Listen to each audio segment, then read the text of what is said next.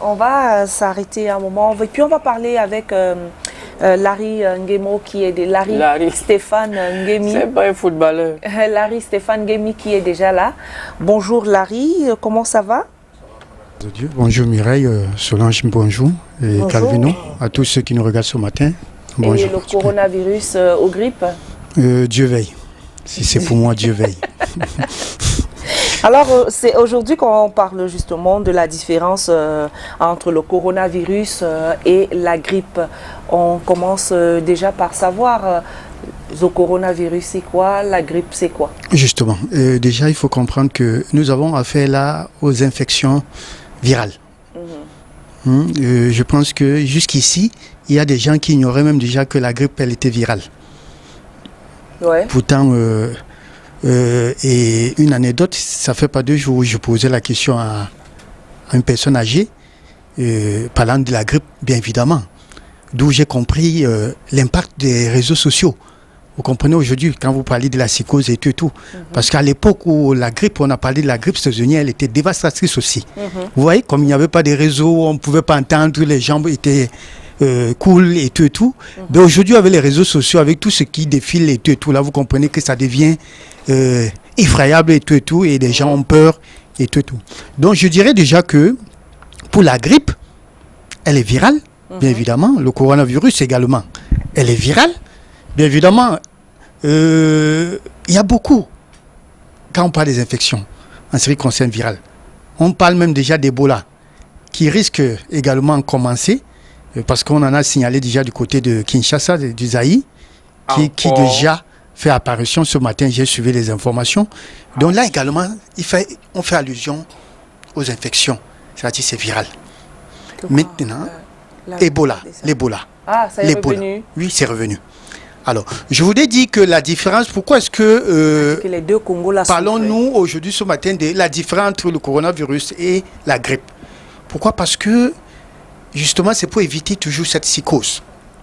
Avant de venir sur ce plateau, j'écoutais Calvino dire qu'il suffirait que quelqu'un tousse ou bien éternue pour que les gens se mettent à fuir. Je crois que sur les réseaux sociaux, il y a une vidéo qui circule où une fille a éternué dans un car ou un bus où les gens c'est à travers les fenêtres et tout. Et ça, c'est réel. Il suffit que même dans un bureau, que vous éteignez ou bien vous toussez, les collègues du bureau ou bien tout ça, on vous regarde d'un œil, je ne veux pas dire méchant, mais inquiétant. Pour dire que, voilà. Donc, je vous ai dit ici que faisons attention. Attention, j'aime si bien le dire, et je crois que je l'ai écouté un jour sur ce plateau à Mireille, il faut savoir écouter son corps. Il s'agit de ça.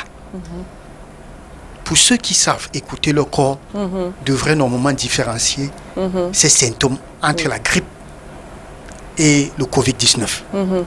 Pour cela, c'est vrai qu'on va dire qu'on le sait déjà, on en parle.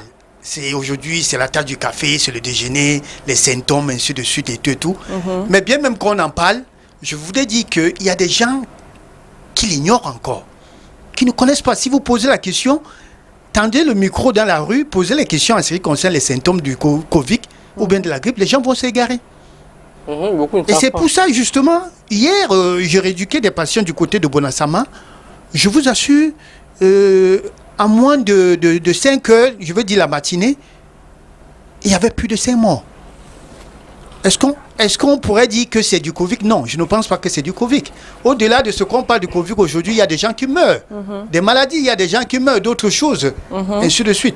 Alors, pour ce qui concerne les symptômes, je veux dire majeur, pour ne pas dire principal, la différenciation principale en ce qui concerne le Covid et la grippe, on parle ici beaucoup plus d'essoufflement. On parle de douleur de la poitrine, bien évidemment. Et je voudrais dire que quand on parle d'essoufflement, il ne s'agit pas des premiers symptômes. Non. Ça, c'est déjà au-delà de 7 jours en allant. Quand déjà, c'est-à-dire, on subit déjà l'altération de notre organisme. Plus l'organisme subit déjà des altérations, plus les symptômes deviennent plus, le pic devient plus prononcé. Et là, on peut être sujet déjà à l'essoufflement. Mais est-ce que l'essoufflement à elle seule est cause du Covid ou bien symptôme aggravant du Covid? Non, ça je ne dirais pas. Il y a également cette douleur de la poitrine, bien évidemment, qui s'accompagne. Contrairement à la grippe où on n'a pas. C'est rare que nous puissions avoir des douleurs de poitrine ou bien l'essoufflement.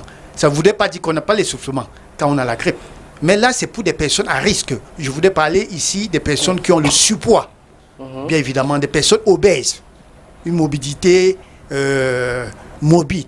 Pour ceux-là, ils ont des problèmes d'essoufflement, même quand ils ont la grippe. Parce que déjà, hormis de la grippe ou bien du Covid, ces gens-là sont constamment essoufflés. Alors, maintenant que la maladie s'installe avec ses signes et tout, vous pouvez comprendre que ça devient très grave. Donc, ça veut dire que les personnes obèses sont aussi des personnes à risque. Et qui ont régulièrement des problèmes d'essoufflement. Respiratoires. Vous allez constater que certains ont de la peine à pouvoir adopter des positions, je veux dire allongées, même quand ils dorment à la maison.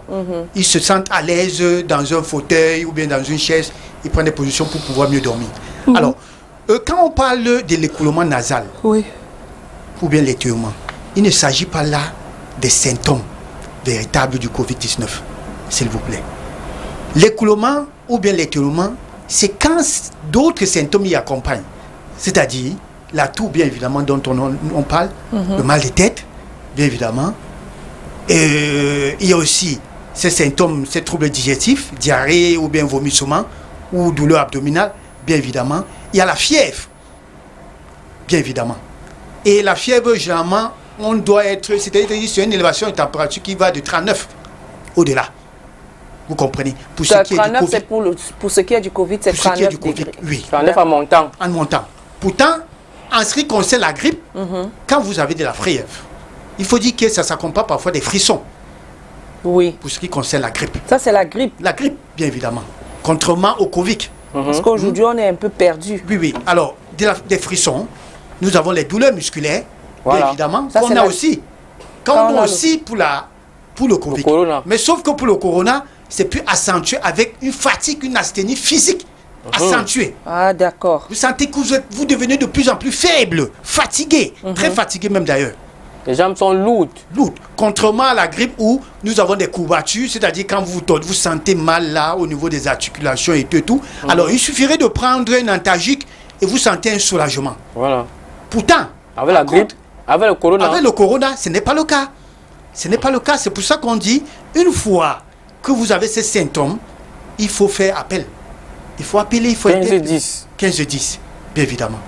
Donc, je continue, j'insiste là-dessus en ce qui concerne l'essoufflement, douleur musculaire, c'est-à-dire qui est très important, les douleurs. La poitrine, bien évidemment, ça c'est des signes vraiment assez coureurs. Mais n'oublions pas aussi qu'il y a des personnes asymptomatiques qui peuvent ne pas faire tous ces symptômes. Ça, il y en a. Ça, il y en a, il y a des cas. Mais ils ont le Covid. Ils ont le Covid. Il y a des gens il y a des personnes asymptomatiques. Waouh.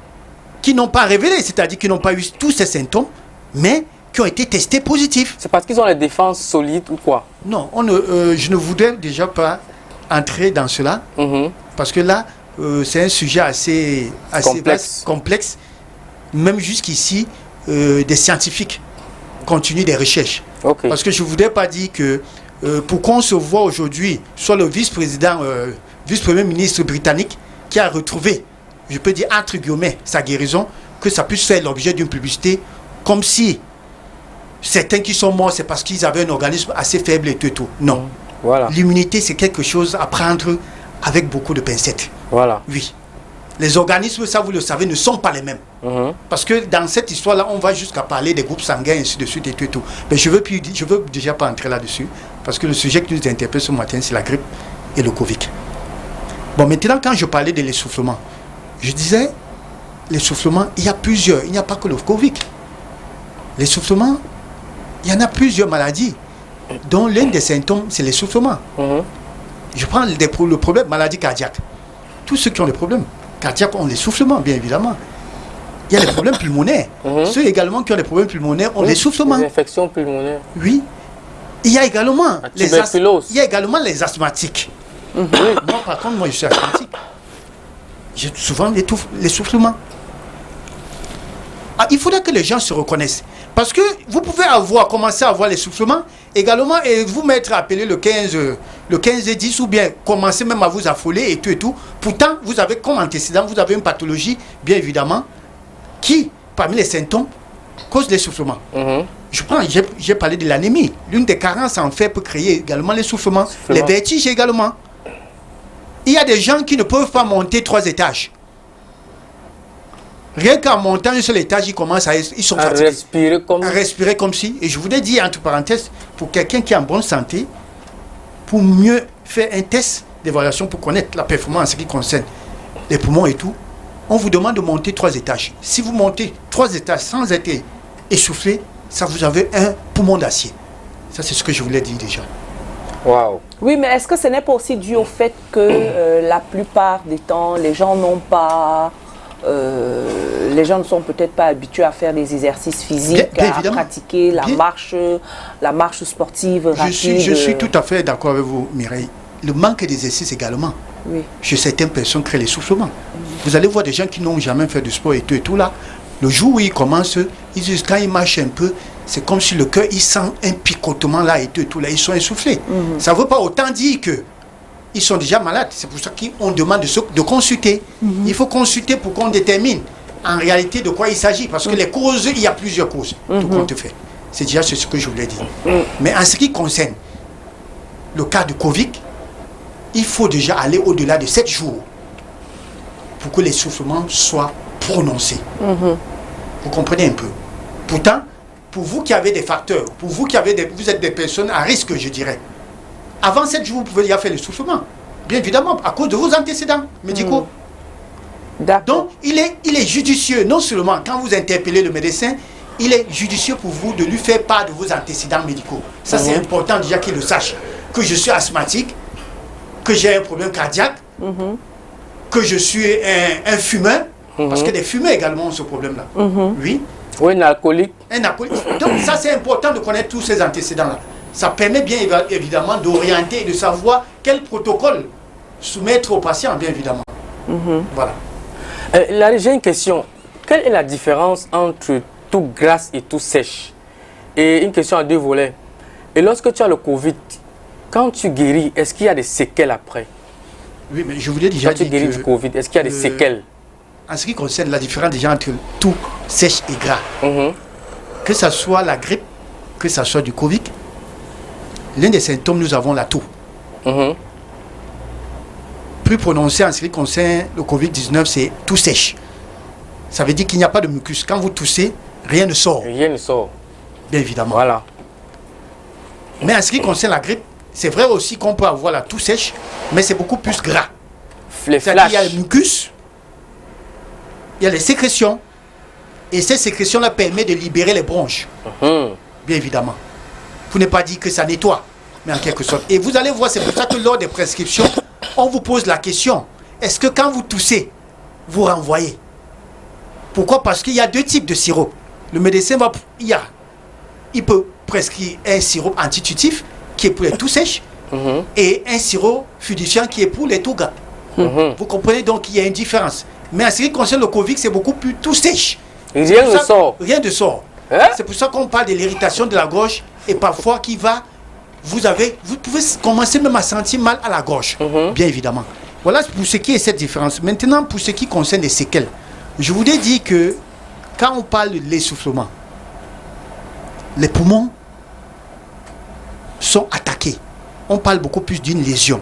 C'est pour ça qu'on dit que au-delà de 7 jours à 14 jours, on dit, si on vous soumet un scanner ou bien une échographie pour voir l'état, je veux dire l'appareil respiratoire, on se rend compte qu'au niveau des poumons, nous avons des lésions.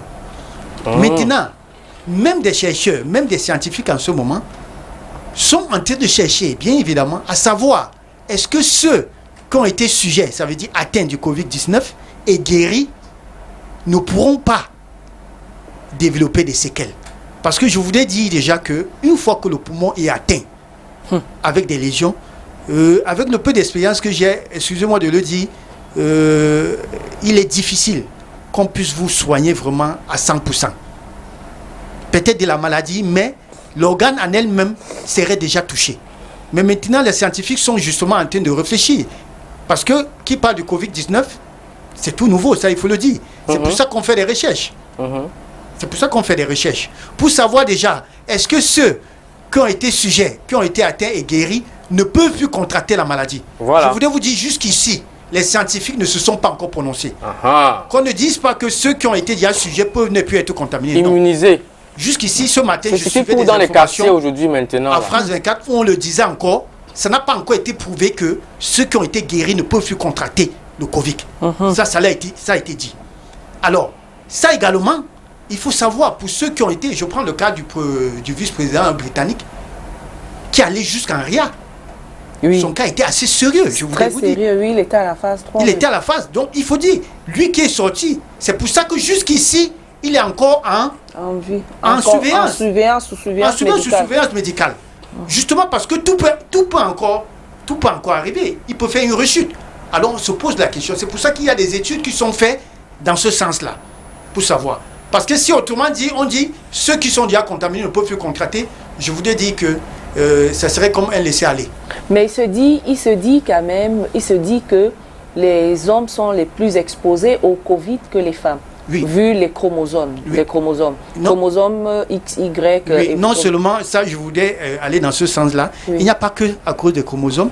Il y a une étude également qui se prononce sur la cause pour dire que vous savez qu'une femme qui n'est pas encore ménopausée, les hormones protègent la femme. Il y a certaines pathologies qui permettent à ce que la femme ne soit pas beaucoup plus exposée à certaines pathologies. Mais une fois que la femme est ménopausée, c'est une ouverture, c'est-à-dire la porte est ouverte. En ce moment-là, il y a plusieurs pathologies qui peuvent être atteintes chez la femme. Donc, il y a autant de choses qu'on explique en ce qui concerne le nombre de personnes infectées entre l'homme et la femme. Donc je voudrais aller dans le sens justement dont Mireille, tu es en train de dire. Donc ça veut dire que les chromosomes XX de la femme est protégée par ses chromosomes. Oui, mais ça ne voudrait pas aussi dire qu'il n'y a pas de femmes qui sont sujets. Effectivement. Voilà. Mais on veut dire dans la majorité. Elles sont plus protégées que les hommes. Elles sont plus protégées que des hommes. Ça, il faut le dire. Et n'oublions pas aussi, il y a l'aspect psychologique. L'homme est celui qui travaille le plus. N'oublions pas que le stress, c'est l'une des maladies les plus graves. Ça, on le sait. C'est-à-dire, on dit qu'un organe stressé est semblable à un avion qui est sur le point de décoller. C'est-à-dire, le taux d'adrénaline augmente, le taux du sucre. Il y a un dysfonctionnement dans l'organisme. Pour quelqu'un qui est stressé, vous comprenez un peu. Alors, l'homme est celui-là qui est le chef de foyer. Ça, vous le savez. C'est lui qui doit se battre. De savoir si on doit manger ou ne pas manger quand on est malade. Vous comprenez que l'homme, celui-là, l'immunité est toujours en perpétuelle activité. Vous comprenez pourquoi aussi température élevée, beaucoup plus exposé. Ça, il faut aussi l'expliquer ainsi, pour comprendre. Pourtant, la femme, je ne voudrais pas dire qu'il n'y a pas la femme qui se soucie. Excusez-moi, je parle de la généralité. Femmes, hein. La femme, beaucoup plus, aujourd'hui, elle attend, et ainsi de suite. Donc, c'est un peu ce que je voulais dire. Voilà aussi autant des raisons qui justifient le fait que les hommes sont beaucoup plus exposés à certaines pathologies. Pas seulement le Covid-19. D'accord. Alors maintenant, si on va sur les manifestations, on retient que les manifestations du coronavirus sont différentes de la grippe. Des manifestations c'est des manifestations presque similaires. Sauf que l'une des symptômes beaucoup plus accentués, il y a l'essoufflement. L'essoufflement. 7 jours après. 7 jours après la contamination. Après la contamination. Il faut le dire. Pendant que vous êtes en train de développer la maladie. Voilà. Oui. Donc, et il y a cette douleur de la poitrine, bien évidemment, qu'on n'a pas quand on est sujet à la grippe. Mais moi, je veux savoir, la douleur, parce que on sait que la grippe, quand on a la grippe, bon, on a parfois des narines bouchées. Oui. Le corona aussi, c'est bouché. Non. Voilà. Merci bien de me rappeler parce qu'il y a l'un des symptômes à laquelle on ne prononce pas, on ne dit pas trop, l'anosmie. L'anosmie, c'est-à-dire perte, c'est-à-dire le sens du goût. Et l'odeur. L'odeur. Bien évidemment, l'odeur. Il y a aussi du goût, les deux à la fois. Il y a l'odeur et le goût. D'accord. En ce qui concerne le Covid-19. Alors, j'ai lu certaines statistiques qui prouvaient que sur 60 cas, 90% ont été testés positifs et ceux-là, tous, avaient la perte de l'odeur. Et pourtant, ils ne développaient pas d'autres symptômes qui étaient les problèmes d'essoufflement et tout. Donc ça veut des personnes asymptomatiques. Ça veut dire que je dois avoir ça, hein, parce que j'ai perdu l'odeur. Hein. Depuis une semaine, j'ai eu une grippe et puis après, j'ai perdu j'ai perdu ce sens-là. Hein. Oui, je ne sens pas les odeurs, hein. Ça revient doucement. Ça revient, voilà, mais non, si ça revient, ça c'est autre chose. Je dis bien la perte totale. Non, mais je dis pendant une semaine, je ne sentais rien. Rien, oui. Oui, depuis mardi dernier, c'est peut-être dimanche que j'ai commencé Vous avez commencé à sentir. Ressentir les odeurs. Les odeurs. Ouais. Non, mais ça a été prouvé scientifiquement, ça c'est même bien dit. Donc ça veut dire que j'ai ça. Non, j'avais ça. Non, parce que toi tu as les tout gras. Et il a même dit tout à l'heure que quand tu as les non, toi-même tu as la tout gras. Comment toi tu peux dire que tu as ça? Impossible. Non, mon frère, tu veux venir nous expliquer. C'est bien que Larry nous explique ça. Il faut comprendre que tout le monde est porteur potentiel aussi. Il faut comprendre ça. Tout le monde est porteur potentiel. On ne sait plus qui est porteur, qui n'est pas. Ça, il faut comprendre. C'est pour ça qu'il faut faire attention à tout le monde. Si on parle du port de masque aujourd'hui, c'est un peu ça. Parce que comme je disais, il y a des personnes asymptomatiques, il y a des gens qui peuvent l'avoir sans toutefois. Alors, puisque dans la tête, il faut avoir des symptômes pour automatiquement penser qu'on est sujet au Covid-19, ils se disent que non, mais pourtant ils sont porteurs. Donc il faudra faire très attention. Et c'est pour ça que ce projet de porte en porte a porté des fruits. Pourquoi? Parce que ça a permis de déceler certains porteurs, certaines personnes qui étaient déjà sujets au Covid-19. Mais le projet de porte en porte là, qui bien évidemment étaient en contact des personnes venant de l'extérieur, venant de l'Europe, ou bien qui étaient déjà contaminées. Ça alors? Le projet de porte en porte là, ils vont passer dans notre quartier quand? Moi-même, je me pose des questions. Ou bien ils choisissent seulement les quartiers. Bon. Mais c'est vrai. Bon, parlons maintenant de la transmission du Covid et du port des gants. Parce que je ne sais pas si je vais arriver à porter les gants un jour. Je vois quand même quelques rares gens avec les gants et beaucoup plus le personnel médical avec les gants. Parlons un peu de la transmission et du port des gants. Oui, mais je crois que j'ai écouté, avant d'arriver sur ce plateau, Solange qui parlait justement qu'il y a des gens qui semblent oublier ce mot de transmission. Et elle parlait des tables et tout, bien évidemment. Je voudrais dire qu'en ce qui concerne la transmission, sachez que celui qui a été déjà en contact, qui a été contaminé, la salive même déjà contamine. Ça, il faut le savoir. Parce qu'on a comme l'impression qu'une fois qu'on est tenu, c'est qu'on bouge là, c'est comme si on attend que cette personne est tenue pour savoir qu'on serait contaminé. La salive déjà, pour ne pas dire. Et c'est pour ça que les recherches continuent pour savoir si toutes les sécrétions corporelles ne portent pas déjà. Même la sueur. Même la sueur. Donc faisons attention parce que d'ici quelques jours ou bien quelques semaines, on va nous dire autre chose. On va nous dire autre chose pour dire que même c'est-à-dire la sueur, on va dire même les caca. Excusez-moi. Non, mais justement, j'ai lu une étude où on parle des sécrétions, les matières fécales. Voilà. Que ça ceux qui ont été contaminés. Voilà. Et les toilettes qu'on utilise en commun. Là. Moi, j'ai lu une étude américaine, on dit que c'est ça. Moi, j'ai dit, attends, si on en arrive là, ça veut dire que je ne vais plus entrer dans les toilettes avec tout le monde parce qu'on ne sait jamais qui avoir une place. Je crois que c'est bien de le dire. C'est pour que les gens comprennent que quand on parle de la prévention, évitons de nous arrêter tout simplement au simple... Non, mais vous ne comprenez pas, c'est que lorsque le gouvernement peut avoir des mougous qu'on peut menacer, entre guillemets. C'est-à-dire, on n'a pas réussi à fermer les bars, on n'a pas réussi à les distanciations dans les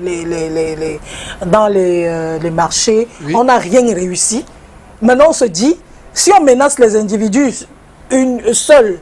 Ça va marcher parce que on dit erreur Fombutu Kunadame Fondos. Londos c'est qui est le Mougou? C'est le citoyen lambda.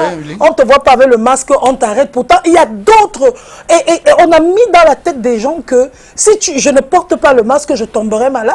Et pourtant il y a la porte que tu as touchée, il y a l'objet que tu as touché. Quand tu entres dans le taxi et on ne parle plus beaucoup de lavage de mains depuis ces derniers temps. On parle beaucoup plus du masque. Du masque. On ne parle plus de se laver les mains, on ne parle plus du gel hydroalcoolique. On a mis ça de côté. Les gens sont focus sur le masque aujourd'hui. Si je n'ai pas le masque, je sais qu'on veut payer des amendes, je vais payer et tout. C'est comme si on est en train de biaiser les choses. Non. Tout devait être ensemble.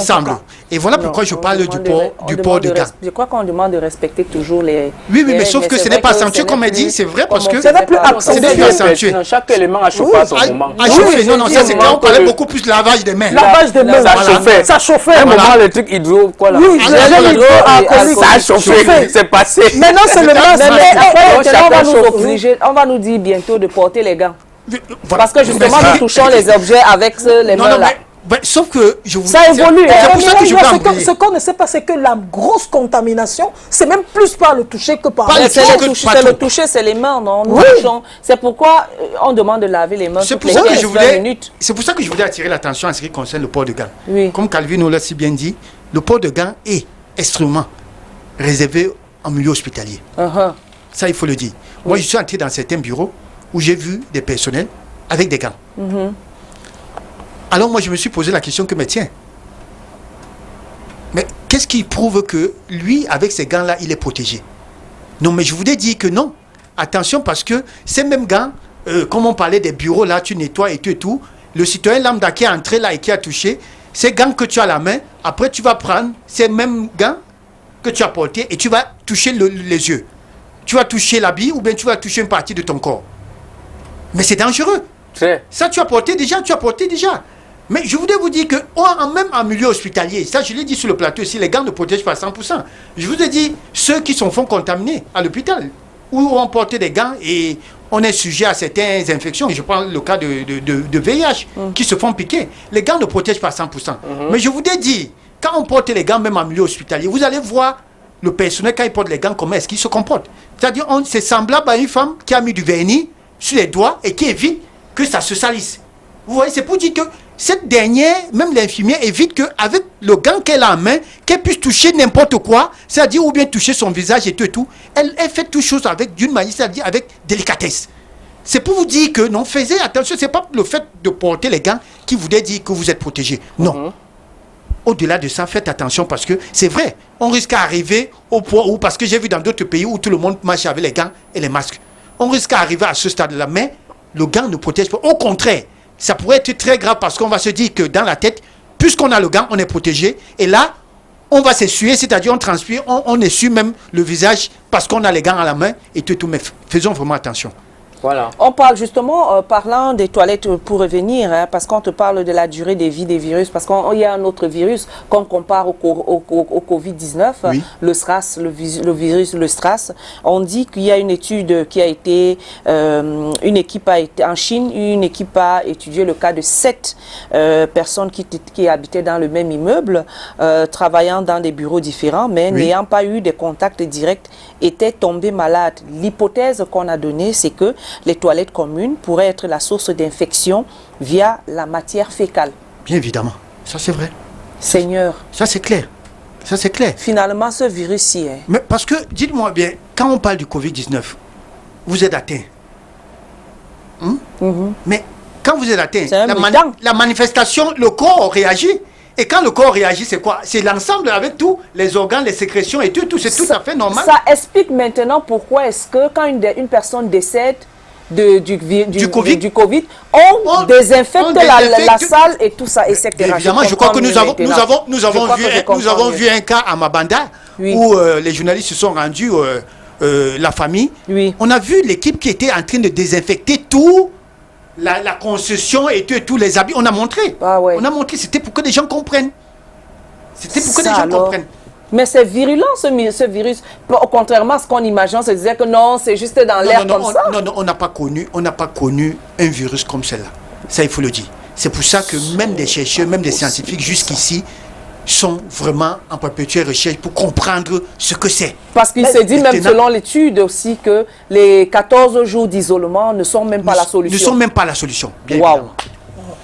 Oui. En tout cas, moi je pense aussi d'une certaine manière qu'on est en véritable guerre, comme disait le président français à son premier discours lorsqu'il parlait du coronavirus. Il disait, nous sommes en guerre. Mais sauf que nous ne connaissons même pas notre ennemi. On ne sait même pas où il est. C'est comme si on a envie de marcher tous avec des microscopes pour se dire, tiens, la porte là, je ne dois pas la toucher, il y a des virus, il y a ci, il y a ça. Donc on est arrivé à un niveau où tout le monde est craintif de tout. C'est pour ça que peut-être la solution, l'unique, ultime même, serait justement l'isolement, serait le confinement, rester chez soi pour éviter de rentrer en contact avec les autres qui, eux, étaient aussi en contact avec les gens. Les autres, donc, mieux rester confiné, rester dans son petit monde tranquille, et je pense que ce serait la solution. Bien évidemment. Bien évidemment, je crois que jusqu'ici, s'il y a certains qui ont pu, entre parenthèses, ça veut dire qu'ils échappent à cela, c'est parce que justement, ils sont confinés. Ça, il faut le dire sincèrement. C'est parce que certains sont confinés. Mais maintenant, comme je parlais tantôt de l'immunité et tout là, il y a des gens qui aujourd'hui, entre parenthèses, qui ont des masques ou qui ont des gants, mais qui sont porteurs, sans toutefois le savoir. Oui. Ça, nous n'ignorons pas. Parce qu'on nous parle des cas infectés, on nous parle des cas actifs, on nous parle des décès, ainsi de suite. Et je dis, faisons attention. Et moi, je pense, pour mon avis, le confinement reste et demeure. Confinement total.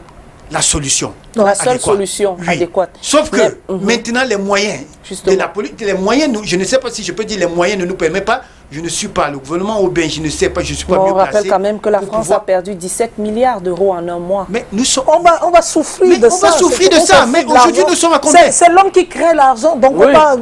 Mais la santé, c'est autre chose. Attends, il faut comprendre ce que je suis en train de dire. Le sens dans lequel je suis en train de dire que ce virus est en train de créer justement une perte sur le plan économique. Oui, mais bien évidemment. Voilà, 17 milliards en un mois en France, ça veut dire que dans les autres pays, on va en périr. Et eux, au moins, la pandémie est en train d'être redressée. Elle régresse de plus en plus parce qu'ils sont rentrés dans un confinement total. Mais ce que nous craignons en Afrique ici, on craint de ne pas de tomber dans les travers de la crise économique.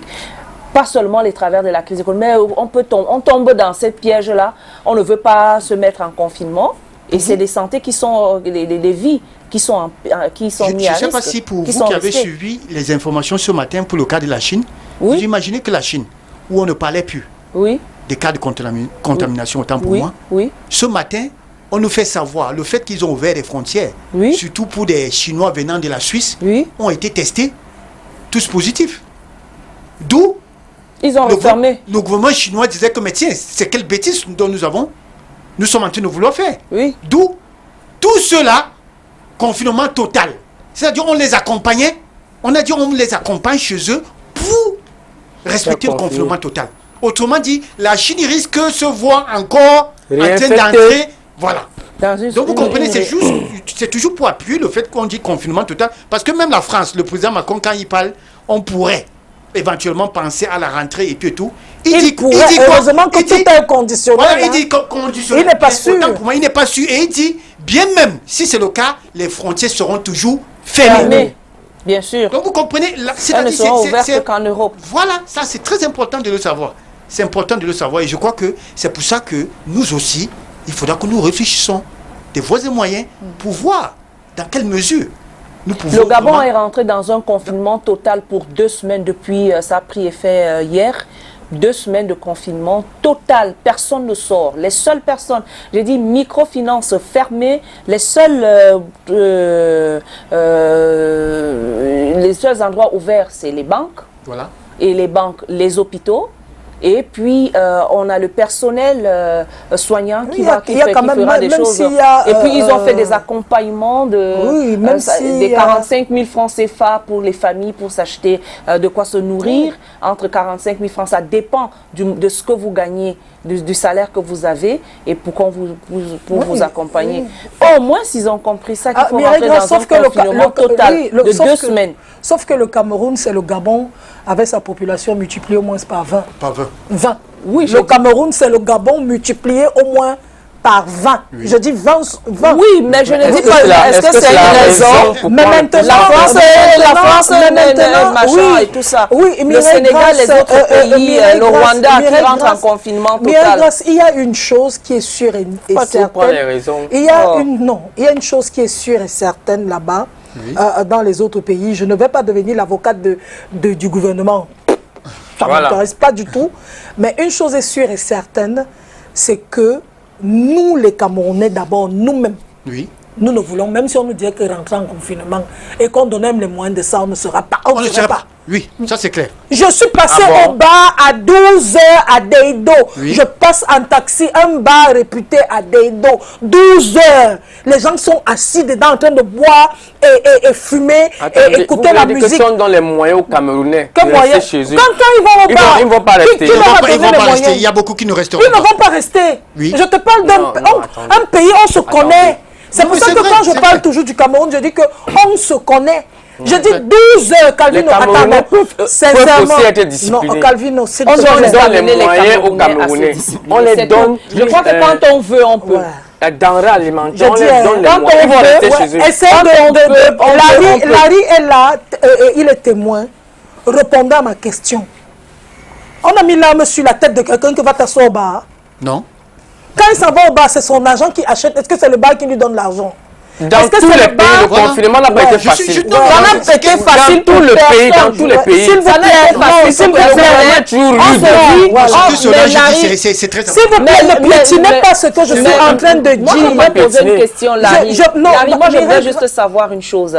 Est-ce que le confinement total reste la seule solution pour pouvoir diminuer la pandémie, même ici au Cameroun? Mais seulement peut-être, on n'a pas, le Camerounais n'est pas assez discipliné pour pouvoir rentrer dans le confinement. C'est ce qu'on peut seulement dire. Moi, je suis en train de dire une chose. Je suis en train de dire qu'on se connaît. S'il vous plaît, je reste encore dans ce que je suis en train de dire. Quand à 12 heures, quelqu'un dit à son ami, il appelle son ami au téléphone, il lui dit que gars, tu sais que le bar est fermé à midi. Retrouvons-nous à 12 heures dans un snack. Moi, je suis passé. C'est fermé à 18 heures. Il est assis. Il est en train de boire l'alcool. Il finit de boire, il rentre chez lui. Et s'il vous plaît, il y a la musique qui joue. Et quand il y a la musique qui joue fort, on ne peut que se parler en se parlant à l'oreille, dans l'oreille et contamination, puisqu'on est proche l'un de l'autre. Maintenant, je pose la question. Je pose la question. Vous croyez qu'on a encore des enfants? Pour venir dire aux gens, avec toutes les grosses campagnes qu'on fait chaque jour, on dit tous les jours à la télé, non, ne faites pas ci, ne faites pas ça. Il faut qu'on vienne encore s'asseoir avec les armes. Où les gens sont morts comme des fourmis, où on fouettait des gens en route qui étaient têtus, qui ne respectaient pas le confinement, on les arrêtait, la police les fouettait en route. C'était pas en Italie. L'image là, c'était pas une image italienne. C'était dans notre pays. Bon, c'est pour dire qu'il n'y a pas au Cameroun où les gens sont têtus. Et on peut discipliner les Camerounais en étant rude, c'est tout. Le Cameroun a souvent besoin qu'on lui mette les faux faits. Faisons pas comme au Cameroun, on ne peut pas être discipliné. On peut aussi profiter de cette antenne pour dire aux gens, soyez responsables. On le fait tous les jours. Il y a un pays qui s'appelle la Suède, parce qu'il faut regarder les autres pays. En Suède, là-bas, on n'a pas mis de confinement. Mais le président, le Premier ministre a appelé à la responsabilité de tous les Suédois. Et c'est ce qu'ils sont en train de faire chacun. Le port de masque a été obligatoire là-bas. Oui, chacun, il a appelé à la responsabilité. Donc, je veux dire une chose là-bas. Il faut qu'on imite le bon exemple. Nous, on veut bien faire le confinement, c'est magnifique, c'est très beau, on le veut. D'autres disent qu'il n'y a pas de moyens. Il n'y a pas de moyens pour... c'est bien beau, ça veut dire que c'est bien beau la situation. Je ne parle pas que c'est la beauté physique. C'est bien beau de se mettre en confinement. On n'a pas les moyens de le faire parce que j'aimerais, moi, si ça ne dépendait que de moi, rester à la maison, ne jamais venir travailler ou travailler à partir de chez moi, faire la télé à partir de chez moi, les directs, manger et boire et rester chez moi. Mais il n'y a pas moyen parce que quelqu'un va te dire que si tu ne viens pas au travail, tu n'as pas l'argent, tu es obligé de sortir. Donc, ou alors tu n'as pas un accompagnement qui te suit. Donc moi j'aimerais bien rester chez moi. Tout le monde d'abord aimerait rester chez soi, mais on n'a pas les accompagnements qui vont avec. Même, le problème c'est que même ceux qui ont des accompagnements qui vont avec refusent de rester chez eux. C'est ça le problème. C'est ça le problème maintenant. Il y a des gens qui vous disent que je vais devenir fou si je reste à la maison chaque jour. J'ai pas cette habitude. je vais piquer une crise. Ça, mais je on suis sait d'accord. tous On n'a pas que... cette habitude. Mais personne n'a l'habitude donc qu'on y mette le personne n'a feu, l'habitude festival, de rester sur place, surtout pour celui qui a vécu, qui a toujours bougé. Personne ne me dira le contraire. Quand on a été tout le temps en mouvement, c'est difficile de se retrouver confiné et ne rien faire. Bien on peut évidemment. péter un câble. Mais il s'agit de la santé. C'est quelque chose c'est une question de vie ou de mort. De vie ou de mort. Ça, il faut Donc, que les gens du coup, comprennent. Oui. Dans sa tête, on peut se discipliner, comme Calvino était en train de dire. C'est ce qu'on demande. Il faut que les gens se disciplinent, Justement. sachant que c'est un problème de vie ou de mort. Voilà. Donc je crois que même ceci peut aussi entrer chez les Camerounais, non? On peut aussi inculquer ça aux Camerounais. Bien sûr, mais c'est ce qu'on peine. Voilà. Le fait, Ça pour va que être les Camerounais difficile comprennent. ça va être difficile peut-être, mais il faudrait qu'on continue de marteler sur les Camerounais qu'il faut qu'ils se disciplinent en respectant les règles de barrière. Et il y a une téléspectatrice Les qui dit Camerounais qu'elle voudra la chicotte. apporter un rectificatif. Le coronavirus ne se contamine pas par les matières fécales. Tout ce qu'on est en train de dire, c'est il se pourrait. Parce que pour le moment même, tout est à tâtons, ma chère Blanca. Bah, attends, tout est à quand tâtons. elle écrit, Voilà. il faut lui Ne se demander contamine d'aller. pas. Il faut qu'elle aille. En fait, elle dit... C'est sur RFI que ça a Voilà. été dit. En fait, Donc, vu que le virus ne peut pas être présent sur notre corps, vu que le virus peut être présent sur notre corps, alors au moment de faire popo, il peut rester sur le pot. Ce qu'on nous demande, c'est d'essuyer les surfaces avec de l'eau de javel après usage, afin d'éviter de contaminer les enfants et les autres à la maison, soit des collègues de bureau. Elle dit une chose, elle dit Cette le pandémie, contraire encore. non, elle dit que ce n'est pas la matière même. Personne n'a fécale. dit que c'était les matières Mais c'est fécales. lorsque tu te les lèves, toilettes voilà, les communes. toilettes communes. On parle de ces Chinois. On a Voilà. fait une étude sur 7 Chinois vivant Oui. dans un même immeuble, Oui, et travaillant dans elle un dit, autre. il faut prendre son bain au moins 3 fois par jour. Bien évidemment. Au moins. Et puis, cette pandémie exige le respect des règles d'hygiène Elle n'a pas bien très compris. strictes au-delà du lavage des mains. C'est quand même bien un peu de, Oui, non, de non, non, revenir ça, c'est là, bien, parce ça, que c'est beaucoup bien. de gens ont dû écouter autre chose que Non, ce qu'on a... Justement, on n'a pas dit que les Non, matières fécales on n'a étaient- pas dit que les matières fécales, on prenait pas les matières fécales. Fécales, non. On dit Jusqu'ici. en Chine, on a fait